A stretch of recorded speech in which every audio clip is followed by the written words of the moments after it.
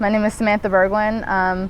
I graduated from Springfield High School in 2014, just finished my first year at the University of Oregon. I have been raised in Cottage Grove and then Springfield, Oregon my entire life, so I've been in Lane County. You know, I think growing up in Lane County, you're in a bubble almost, so it seems like everything's fine, you know. I'm not gonna say that I grew up like experiencing like overt versions of like overt racism every day, you know, because that wasn't the reality.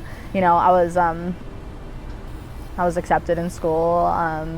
I didn't have a lot of disciplinary action. I was a really good kid, you know. I think that like growing up in this area, you're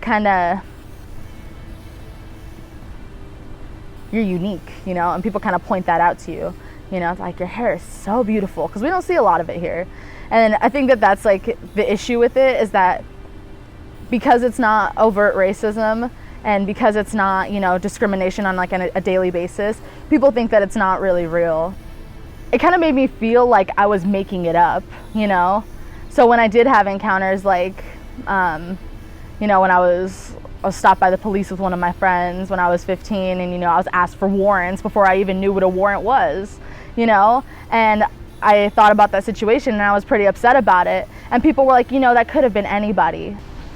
You know, in high school too, I really struggled with, I was self-proclaimed Black Student Union president.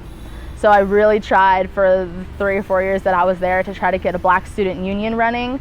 And that was probably the biggest eye-opening experience. Students and faculty were very, well, why is there a Black student union? Why isn't there a white student union? You know, there was a particular instance where I was giving out call slips to remind people about our meeting at lunch, and a teacher had said, why is there a Black student union? Why isn't there a purple student union or a yellow student union or a green student union? I was kind of offended, because being Black is an identity, and being Black is something that's important to me. And having a Black student union where students can share their opinions, students can feel comfortable, have a space where if you are an underrepresented student or if you're an ally of a student, you know, and I think that's important too, is that Black student unions are not just for Black people. If you are an ally, you are welcome, always. I know the potential in it, and I know that there's people that need student unions and need places to feel comfortable when you are underrepresented in your school or in your community even. We're not like telling people to be, I